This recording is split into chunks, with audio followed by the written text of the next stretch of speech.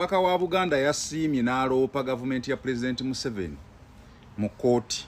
Kosi ye kabaka asiima busiimi. Yagiroopye emisango 7.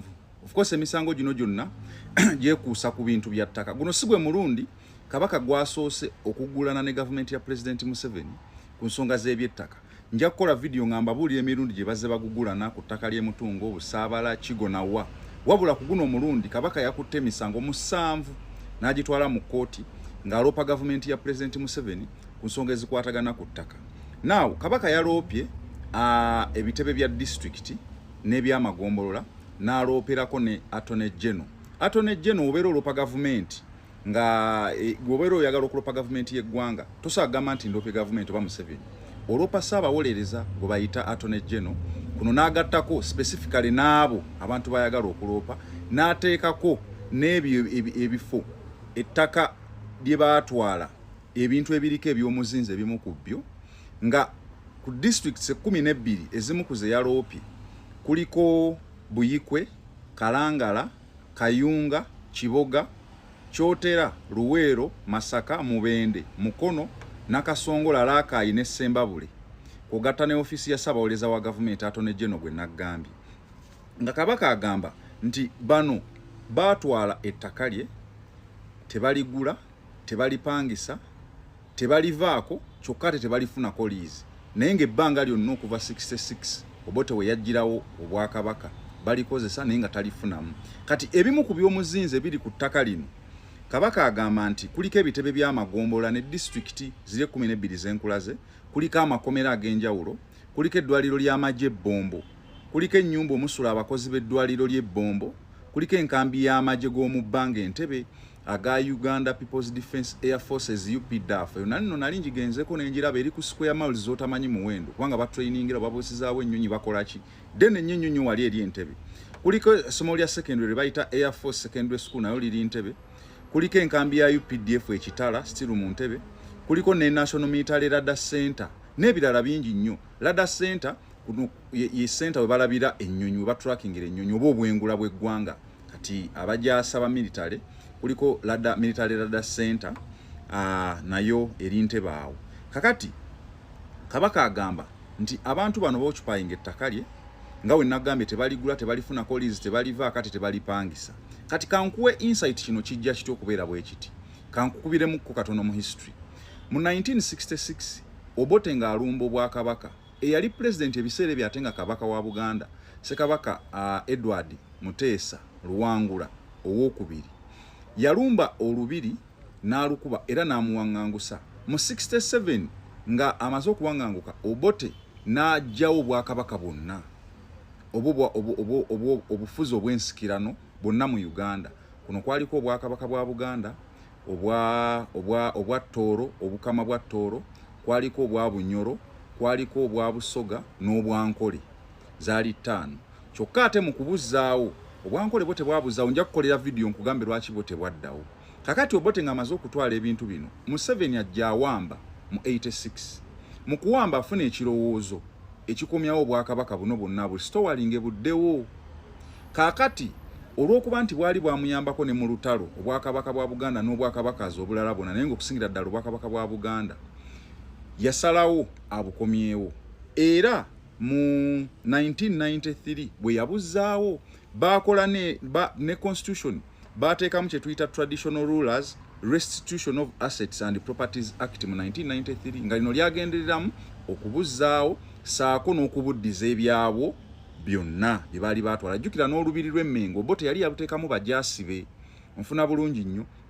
Kaakati nga wayiseewo emyaka 20 mu 2013 President Museveni yasinkana ne Ssaabasajja Kabaka ne bakola endagaano ngeno yakuddiza obwakabaka ebintu byabo byonna eggwanga lye byali byatwala okuva 66 saako n'okumuulirira ssente mpitirivu ennyo ebbanga lye bamala nga babikozesa mu butali butuufu nga kwaliko okulirira ssente. Ebimu ku byo babimuddiza n'ezimu ku ssente ne bazimuwa naye ebisinga baali babisigaza. Kati bye bino kabaka bye yavuddeyo n'akola ki n'atwala mu kooti. Kakati ngenda kukola video endala nga nkubuulira kooti yo yasazeewo ki ekigenda mu maaso era nja kukubuulira na mirundi emeka kabaka jazzenga asiima okugulana ne gavumenti ya President Museveni ku lw'ebyettaka n'ebintu bye n'ebintu by'obwakabaka ebyali byatwalibwa nga biteekeddwa okubaddizibwa. Omugawulidde Ssaabasajja yaloopye munnange ffe tubaawo kubanga tubibatuusaako abitematemye mu Luganda wawo era sina kyenyongerako apart from okubanga nkwongera amawulire ag'enjawulo naddala gatambula gagenda mu maaso waneeno mu ggwanga Uganda. Nga tuvudde era nga tweyongerayo mawulire ag'enjawulo mwena mubadde miwulire oba mubitegeera abamu babadde batandise okuba nga bademandinga Honorable Shamim Malende babadde nno batandise n'okuba nga bamuyita amanyanya naye ono avuddeyo naye okuba nga ayogera ku nsonga eno oba oliawo okubanga atangaazaamu kiddala ekigenda mu saako wena Munnayuganda nze Julius Katongole mumira wasanafu nzize kwogera ku nsonga y'omubaka omukyalo w'e Kampala Honorable Shamim Malende mama Kampala. Ndaba abantu abamu batini abatandise ovaayo okulaba nga boogera Honorable Shamim Malende, abamu nga bagamba Honorable Malende aluwa, Honorable Malende mu kooti nga tetumulaba. Neneebaza Katonda nti ebimu bye twabalaganga nga tusaba Honorable Shamim Malende aweebwe kaadi abamu batandise okubikola ki okubiraba. Ne Honorable Shamim Malende naddala okutegeeza bannakampala nti abadde n'okusoomoozebwa kungi naddala mu bulamu bwe n'embeera ze. N'embeera n'obudde bwe twayitamu naddala mu kalulu yayita mu kusoomoozebwa kungi nga waliwo byatasobola kugamba abantu n'abalonzi ne bannayuganda okutwaliza wamu. Ne twebaza Katonda nti ebintu ebyo agenze abiyitamu agenze atereera. Era nayogeddeko Honorable Shamim Malende nze njogera naye era nga ensonga ezimu zimuluma obutabeerawo mu mbeera yonna. Naye omubaka omukyalo w'e Kampala Honorable Shamim Malende agenda kubeera ng'akomawo. Naye era mu NUP tetulina Shamim Malende eka, njawo kijjukiza abantu era ne bannamateeka temulimu Shamim Malende n'abalala ng'abamu bwe mutaddeko amaanyi okubuuza Shamim Malende n'ababaka abalala mubabuuze kubanga tulina n'ababaka abakyala bangi nnyo abamu waliwo ensonga ze mwogerako. Ababaka abakyala abalala baluwa, ababaka abalala baluwa okwogera ku nsonga ezimu kubanga Shamim Malende okugwa yagukola era azze agukola era n'abantu okubuuza Shamim aluwa kitegeeza bamwagala balina saavisi gy'alendalinga eri abantu.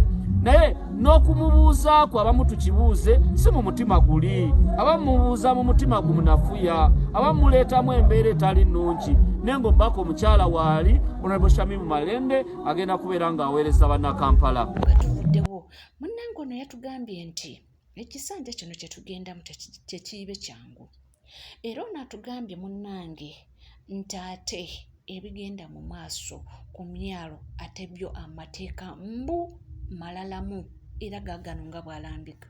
Breaking news mu mawulire ge tulinawo abavuyo bavubira ku Lake Victoria omuli district nga Kalangala Buvuma ne district zonna ezikola Lake Victoria.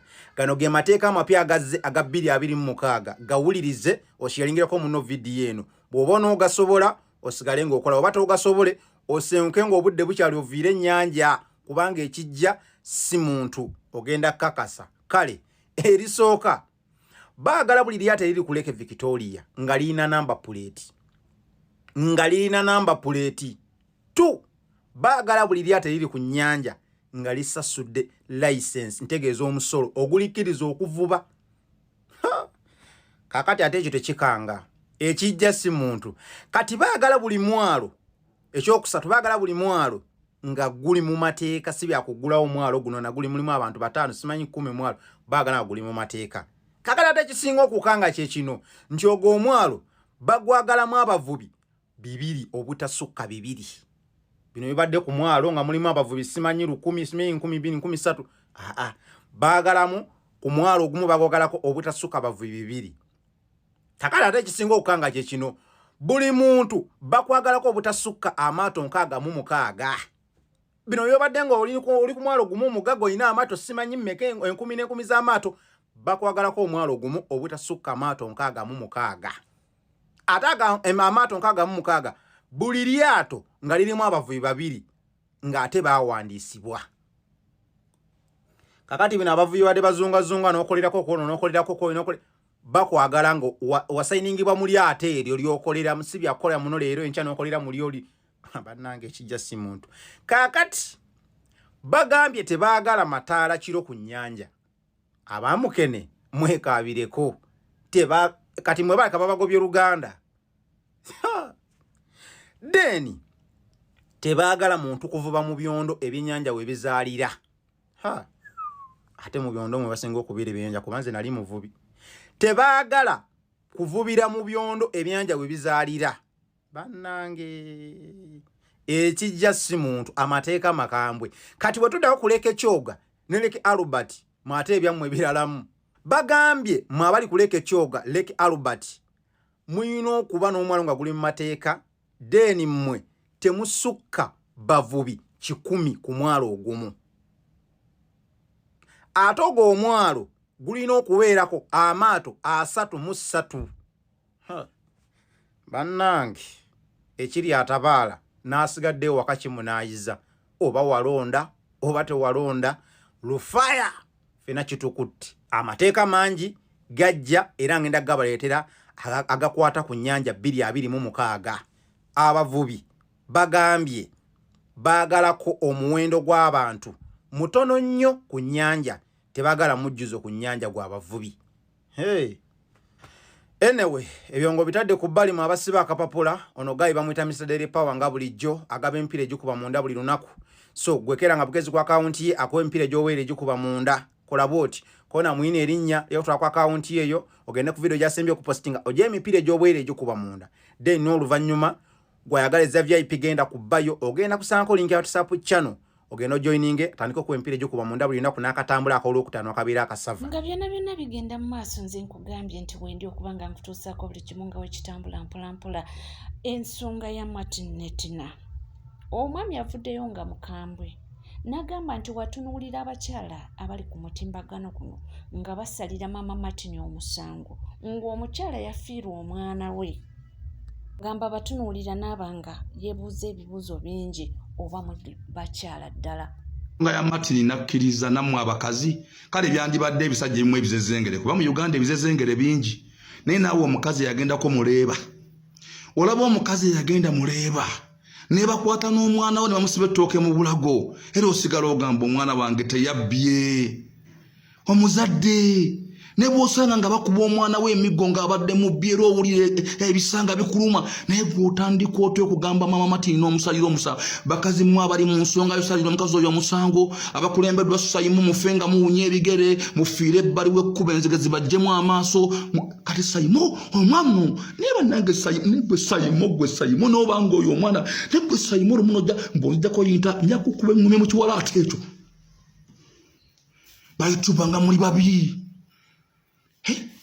Mama Martin yetaga justice kama nani oba enkuba etonya oba gwaka tugenda kutunga yes ono naye agambye nti ebyo amazigo omuwala ge yeekaabya nti tegali genuine ti just akabalwa kubanga taata we bagenda musiba naye nga teyalumwa bagenda n'owuliza sitole yo n'omuwala Tina gy'ayogera erimu obulimba bungi ate ago amaziga ge mulaba akaaba takaabira mugenzi alikaabira lwaki bagenda siba kitaawe kuba bw'owulira sitole yonna gy'ayogera akuba dda ku sayidi yeryo eya maama Martin kulaga maama Martin ye mubi era alina okwayaviirako mutabani we okufa n'ekirala alinga alaga ewaabwe bagagga okusinga ewaaba Martin Martin taata we mutunzi wa ngatto ggulu asuubulamu owino maama Martin ajja ebintu ebweru alina n'ekiduuka ekinene Martin ate n'akulaga nti Martin maama we ndooza tamufaako naye ate n'akulaga nakubako essimu lumu nga maama Martin n'agikwata era baamuyombesa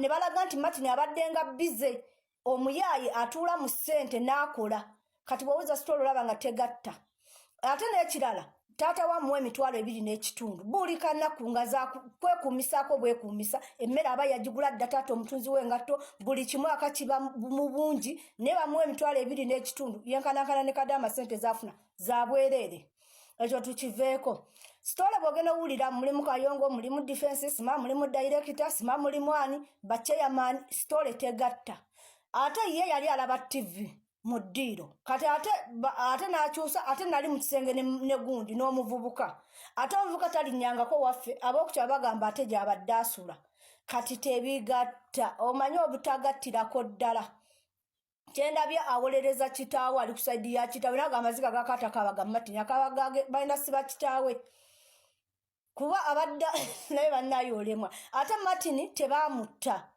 naye yali mulamu ne bamuleka nti ate mu nnyumba ate nga bawoza bagenda okuba Martin nga bamumwebali ate ab'ekukyalo bagamba ennyumba yali nsibe bwe yamaana ajja n'amusuula ku kabalaza kati byonna ebirungi ekituufu kyekiruwa kuba nze nabyo oyo omuwala ku lisaidi gyakubalaga mama Martin yali takwatagana na Martin ate balaga omukazi oyo yafiirwa bbaawe tata Martin yafa ate bannange katuve ku sitole z'abantu kuba ojja kulumwa omutwe ogweri tuvuddeko eyo abaganda baffe abali mu UAE bagamba nti bitabuse era bagamba nti beetaaga ssaala nti mubasabire nti Iran etabuse. Iran yesindise mizairo kuba kampu za Amerika wano mu UAE. Abaana bali mu UAE nkakasa mufunye ku message bweti.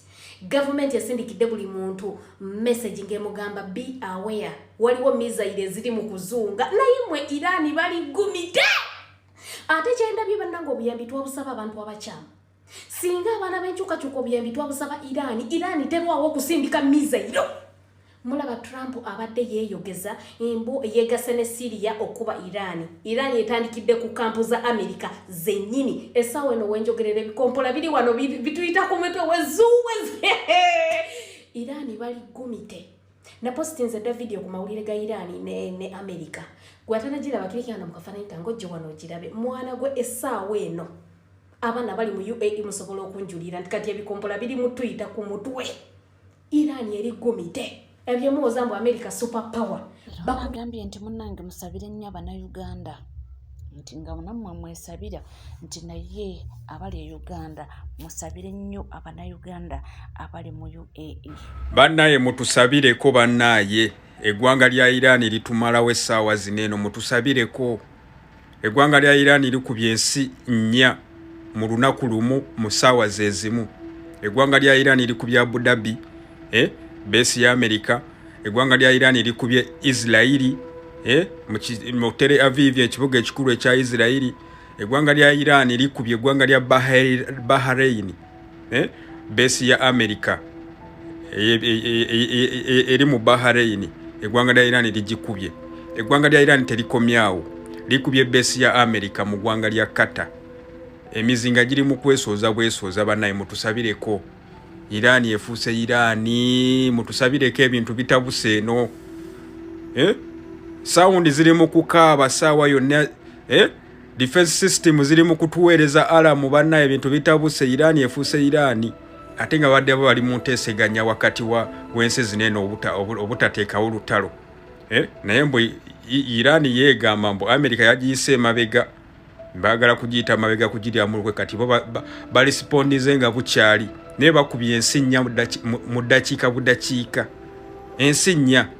bakubye Israeli ne bakuba Qatar ne bakuba Abu Dhabi ne bakuba ne Dubai eyo Iran gye twogerako essaawa zino tuli mu kweraliikirira era gundi ensi zirina abantu baabwe ziri mu essaawa zino zigambye abantu baazo musigale we muli temutambula naye waffe tewali yavuddeyo kutuwa bubaka nti oba tukole ekyo batuzeeko ki mu nsi yaffe Uganda naye nga mutusabireko bannaye tuli mu kweraliikirira tutandika mpolampola bwebityo naye nga essaawa ya kakati si birungi naye amawulire ate ge tusembyeyo okufuna nti ye Donald Trump muno nga ye president wa America agambye si wakupowa era nti ajja balagirako bwereere agambye ago gakyali mabaga mbu ayagala balagirako bwereere era nti naye wanaatandika okustrikinga mbu tebajja kukkiriza bantu bange